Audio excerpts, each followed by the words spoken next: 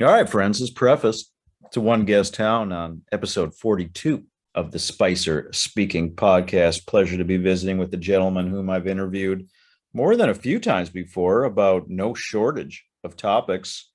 Told you we're going to talk a little more about Desert Willow Golf Resort today, while also giving away that complimentary stocking stuffer foursome to Desert Willow via the social media routes.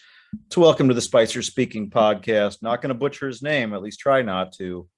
It's Chris Bean. He's the head golf superintendent overseeing the 36 holes, various practice and instructional facilities just down the way in Palm Desert at DW. How you doing today, Chris?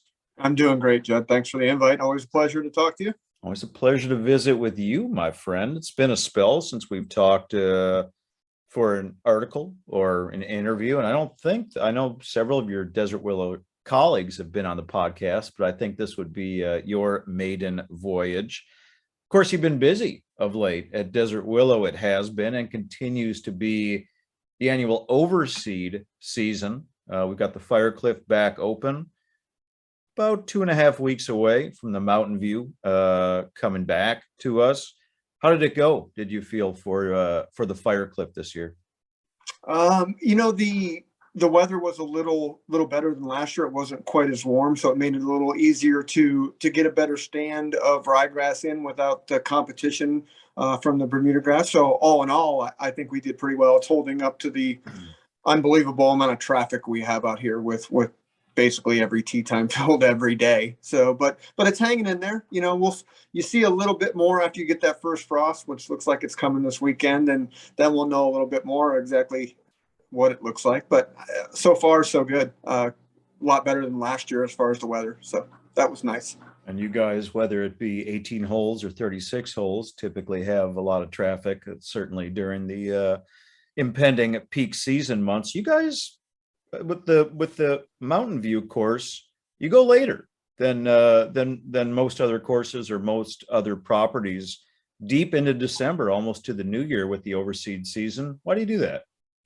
So it's not just Mountain View. It generally is a rotational thing. We do one golf course in September, which is kind of, for a superintendent, too early, and then one course in November, which is for a superintendent too late. This year it worked out pretty well weather-wise. It's more of so we at least we have two courses open from late October through November, when pretty much everybody else is closed. So we're giving everybody a place, two golf courses to play for a good 2 or 3 weeks. And obviously it's great for Desert Willow too. We've kind of touched upon this. I know I certainly have a few times with Golf Course Industry magazine, which you appeared the pages in, I believe, multiple times for our articles. The overseed season, looking 10 years from now, man, looking a few clicks down the line, whether it be from a cost perspective, the cost of seed, whether it be from a business model perspective where you got to shut down a course for a few weeks to grow in the new grass. Is there a solution to where we don't eventually need to do this anymore? The research is always trying to come up with a Bermuda grass that sustains green all year long. I think with this valley, it'll be a difficult challenge, even if it were to come about where it was a decent playing surface, because the level of conditions that we give in this valley. And I mean, there's so many great golf courses and so many guys do it so well out here that then ryegrass is such a phenomenal playing surface. I think we've almost created too good of a grass to go to something else, and I mean, I know as a superintendent, I get sick of the Bermuda grass at a certain point in the summer and I'm ready to overseed. And man, seeing that color and the striping of the ryegrass and how great it plays, it's always a welcome thing. So I don't know. I mean, I think we'll need to see how. I mean, we paid almost double this year for seed from the previous year for a variety of reasons. And, water's always an issue. I think we're going to need to see, is there a breaking point where it just becomes too much? I think we'll see some of the smaller places maybe and some of even maybe like the bigger places go to a limited overseed where they only doing fairways and collect pockets and greens and tees is a possibility. But I think we do things so well here in the Valley that it's tough for anybody to go against that grain, I think. It is. There are postcard conditions come basically now, this point of the year. It's interesting what you mentioned about the ryegrass. I've gone back and forth over the years for a personal preference of Bermuda grass and ryegrass. And when you're in the middle of the fairway and your ball is sitting on that perfect tuft, basically teed up on that ryegrass, there's basically nothing better. It is an idyllic lie. The grass, the strength of the grass has a way of like holding your ball up perfectly to make the perfect contact, perfect divot. At the same time, when you get around the greens, the ryegrass can be a little sweatier, can be a little stickier, a little grabbier. Do you find that when you see people come into play in the two different seasons that there's a lot of commentary on the two different types of grasses we have here? In certain ways, yes. The Bermuda grass is easier to play off, especially here, because I mow everything really low all summer and keep it real low. And it's basically a plan so I can do what I need to do at overseed.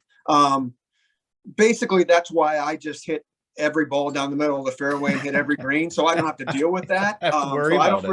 I really can't speak to that, but no, all joking aside, I mean, it's two different types of play. And I think it makes it interesting, especially for the year-round residents, because you do get, to a certain degree, two different golf courses in the summer and in the winter. Expecting a great peak season. We've obviously seen a rise in the interest of golf during the peak pandemic timeline. In some markets, it seems to have simmered a bit. But I tell you, Chris, personally, whether it be friends, colleagues, somebody who has listened to the Spicer Speaking podcast, someone who has read an article of mine, whether a recent one or something from recent years, I have never received so many queries about coming to the Coachella Valley for this peak season from people that are coming out here interested in putting together a golf specific trip. Is that the volume that you're anticipating for 2022 at Desert Willow? Oh, absolutely. We're in a golf boom right now, and golf kind of sustained the Valley to a certain degree through the pandemic. It was one of the only things to do. And it was a great way for people to get out of the house when they couldn't get out of the house. And we had a lot of new people come and play golf. The numbers show that. And, our decline in play in the summer was much less than in previous years because people enjoy the game. People enjoy getting out. And it won't last forever, but I can't put a timeline on it right now when we're going to not see these kind of numbers. I try to make my tee times. I never want to take bread off someone's plate or fill in an already full tee sheet. So yeah, the summer months are oftentimes when I'll find myself at Desert Willow Golf Resort, or at least in the shoulder months. I used to try to get those early tee times. Remember that one time I was playing with Rob Lasorsa, who's a regular fixture. You would recognize him if I showed you his face. And like we had the first or second tee time, and you stopped us because we were going too fast and we were running into the mowers, and you're like, guys, you got to slow down. Do you remember that? Yeah, I do. Yeah. Yeah. And of course we were playing so well at the time, and then I don't know, it got flummoxed after that. Like we were screwing up the agronomy, and I think my shot at breaking 80 was lost after that. But do you find that sometimes with people that grab those early tee times? I mean, they want to be the pole setter and race around your golf course as fast as possible. Well, and there are people who, and it still baffles me to this day, who base their golfing game on how fast they finish, not their score. But, the first group off is always going to set the pace. And, we're built as an agronomy team on the tee sheet to be able to stay ahead at a certain time. We can only start so early in the morning. And, as long as it's a foursome, normally we have no problem. But when you get two guys out like you and Rob, but I'm personally not going to take complete responsibility if you're not breaking 80 that day. Okay. I don't have that much power. Trust me. that could just be my weak mental state. It only takes one little fissure in there, one little interruption, and my game is totally thrown off. You're right. That the onus is on me to Yeah, not absolutely. to not just get out of your way or stay out of the way of the coursework, but to be mentally strong, be able to deal with all kinds of situations and scenarios. Friends, you're tuning in to episode 42 of the Spicer Speaking Podcast. Chris Bean, he's the head golf course superintendent at Desert Willow Golf Resort. Don't forget, via the social media routes, Spicer Speaking on Twitter, Spicer Speaking also on Facebook, or if you're watching this via the YouTube channel, awesome stocking stuffer, prizing a complimentary foursome to go play the Firecliff or the Mountain View over at Desert Willow Golf Resort. Chris, got all manner of sundries for you today. Something that I floated you previous to our chat was something I've discussed with regularity on this program, that be California AB. That's the bill 672. My friends at the SCGA have done a lot. They continue to do more as this bill is coming back with more steam, which basically wants to turn municipal golf courses, not just here in the desert or SoCal, but throughout the state, into properties for affordable housing, which, yes, is a concern. But at the same time, so much golf, so many communities, so many jobs potentially affected by this bill. Desert Willow, albeit a municipal course, don't think that you're under direct threat necessarily right in the crosshairs of AB 672, but is it something that you're keeping tabs on? Well, absolutely. I think our industry as a whole is keeping tabs on that, amongst other things. I mean, I think we're a relatively proactive group who looks at things, and we have great leadership that alerts us to things that we need to be aware of. I know you're familiar with Jeff Jensen and Craig Kessler. And actually, for those of you who don't know what we're talking about, if you want to read a pretty good article that breaks it down, the September 8th, 2021 golf course industry, written by some guy named Judd Spicer, is a really good article on the topic that basically explains it really well.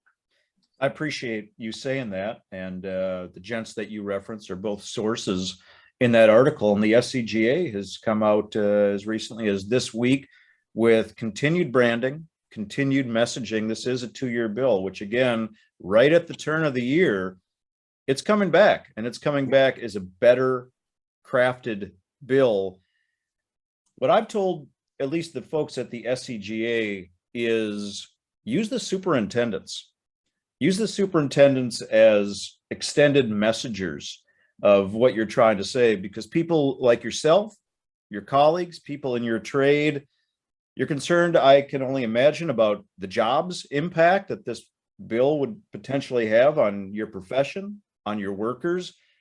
But you guys and women, also a very educated lot of people who use the social media tools and are good at communication, extending the messages out there. Have you seen a lot of that amongst superintendents, telling your friends, telling your colleagues, telling the workers, hey, we need to watch out for this bill? Oh, absolutely. I mean, we're a pretty tight-knit group too. Like we get together, being on the High-Low Association board. I'm one of the directors on the board. We get together, meet about it. Those are the kind of things that we talk about. And also just my friends in the industry. It's something that we constantly talk about, that the restrictions that are in the works for small engines, those are all concerns for us. And we're a group that is proactive. And I think one of the reasons why 672 never reached even the bill status of being on the ballot was because of superintendents and golfers reaching out to their local representatives and letting everybody know how bad this would be. Yeah, I mean, I don't want to get too lost in the numbers here, but can't necessarily calculate the amount of jobs that could affect. But the SCGA and Jeff Jensen and the other folks, the other entities I spoke with for that, do a good job of bearing out the representation of public golf, municipal golf at California, and how it is the true feeder. It is the true, introductory stage to the game for not just many, but for most golfers. Sure. Yeah. I mean, the numbers that you read are, while municipals are only 22% of golf courses in California, nearly 90% of junior programs are part of those municipal golf courses. So, I mean, and junior family programs are what we're all looking for. We're looking to have younger people involved in any aspect of life and more families doing things together. And I've seen it personally out here. There are many more families playing golf. You know, it's not just a bunch of 55-year-old guys just out kicking it every day, you know, and it's not the same people either. We've seen many more diversities and different people and different groups of people playing golf. I guess one final note on that, amid the messaging that the SCGA put out yesterday via their social media routes and through their email blasts, I mean, they basically make it totally easy for you to copy and paste a letter they have crafted to find your assembly person or your representative and to send them this message. And all you need to basically do is put a header on it. So the SCGA is certainly at the forefront of this. Good to hear that you're so well informed, and it's comforting to know that your colleagues along with you are so well informed, Chris. I'm curious, as the GCSAA National Conference comes rolling back around, it's in San Diego this year. I believe that is the first week of February. I went to it the last time it was in San Diego. I don't think because of COVID there was a conference last year. Correct me if I'm wrong. I know you've gone before. Will you be going again this year, sir? I will be. Last year's was virtual. Okay. Yes, I've gone almost every year for probably the last 15 years. It's a great, San Diego is the best place it can be. I think we should hold it there every year, but I'm a little biased because I can drive there.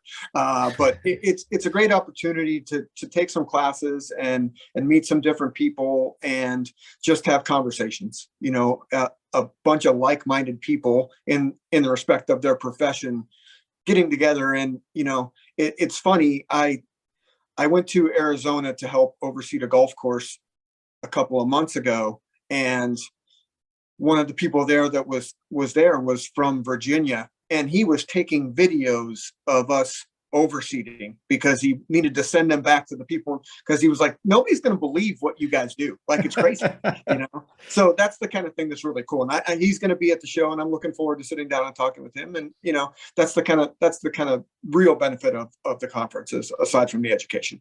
I could definitely sense that the last time I went, the fellowship, the brotherhood, the sisterhood amongst those in your trade. Pardon me. And I was also fascinated. Yes, I went to a few of the seminars that were pretty esoteric. A couple that, you know, I was they were a bit over my head as far as how specific the discussion was on a certain strain of grass or a certain agronomy technique. But then I went to a few others, which basically folks in any type of workplace environment would have found pretty fascinating. Are you sitting on any of the panels this year, or have you done so in the past? I'm not sitting in any of the panels, no.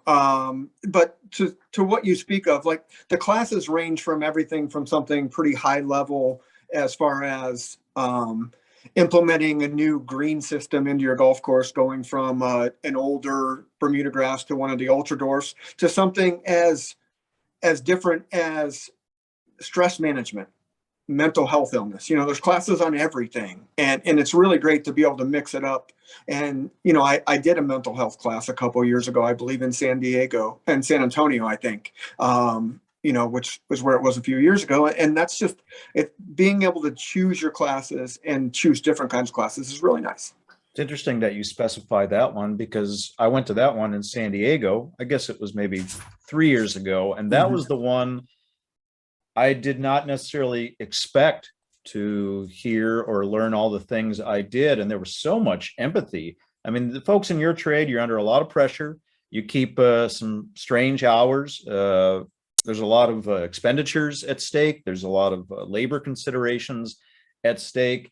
And it was men and women talking about their own personal wellness in your job. And I remember one gentleman specifically saying, when I get home, I got to put down my phone. He said, that has been a major problem for me, because I'm always worried that something is going to break or something is going to burst at 11 o'clock at night, and I need to rush back to the course to save it for the next day's play. Gave me a lot more understanding and appreciation for what you guys deal with away from the course. Yeah, it's a constant battle to kind of distance myself from the job when I get home. Some days I'm pretty good at it, some days I'm not. The biggest challenge, I think, for superintendents, and I'm speaking for myself, but other guys that I know that we talk about, is we take it so personally.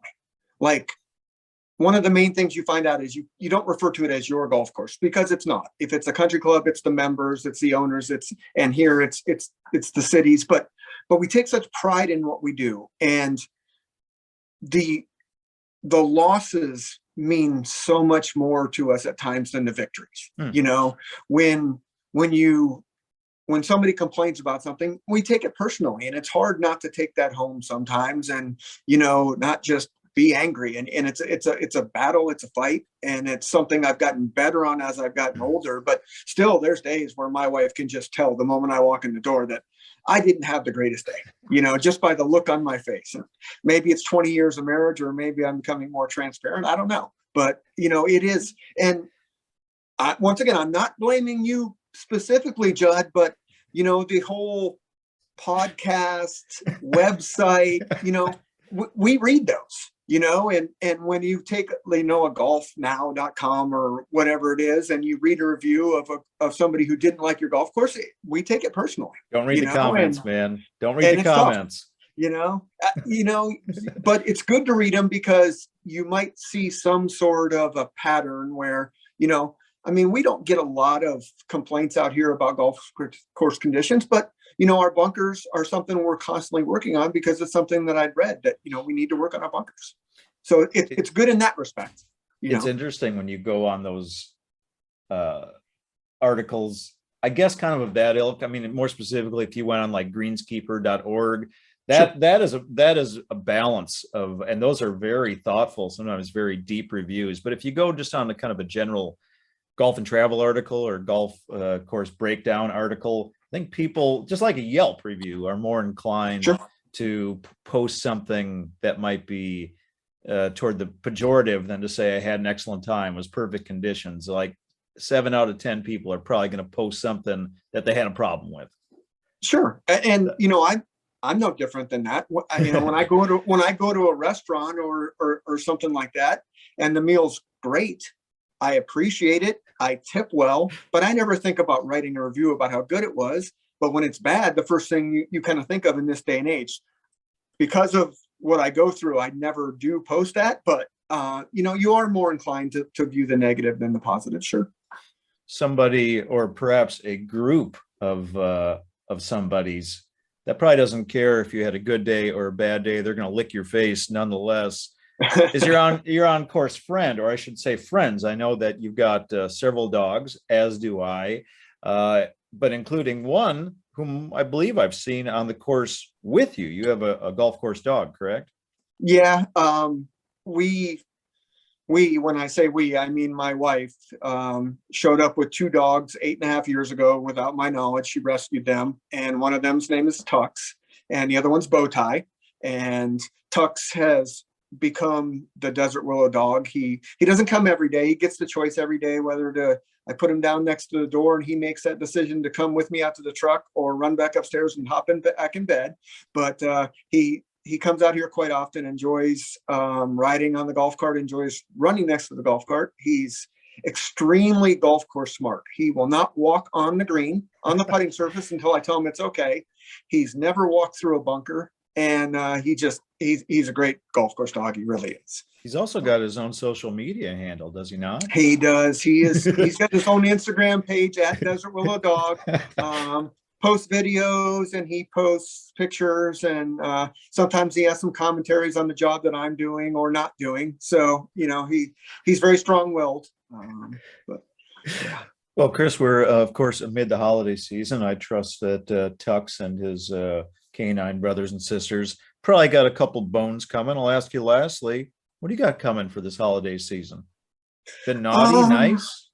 Well, I think that's a matter of perspective. I would vote nice, but some other people in my household might have a different viewpoint, but I'm sure there'll at least be a couple presents under the tree. We'll have a quiet Christmas, the four of us, my wife, my two daughters, and our four dogs, and we'll just kick it. On a related Christmas note, came home 2 days ago, and our newest dog, Brutus, little pug, decided to get under the tree and rip open a couple of presents. So that was a pleasant to come home to. So. Were there like cookies in there? Was there anything edible, or he just wanted to tear apart the cardboard? It was, I believe, clothing for one of my daughters that he just decided looked good. He's only a year old, so he's still in that puppy stage where he's fun and annoying all at the same time. Friends, it's Chris Bien. He's the head golf course superintendent, dog lover over at Desert Willow Golf Resort. Chris, so much appreciate your time, man. I will see you at the course shortly. I will try not to play too fast when and if I get that pole position. And let's also connect before San Diego. I will be going down there. Be good to hook up at that convention, see what you find interesting once we get into the onset of February. Until then, man, thank you so much for your time, for joining the podcast. Have a happy holiday season to you and yours, buddy. You too, Judd. Thanks a lot.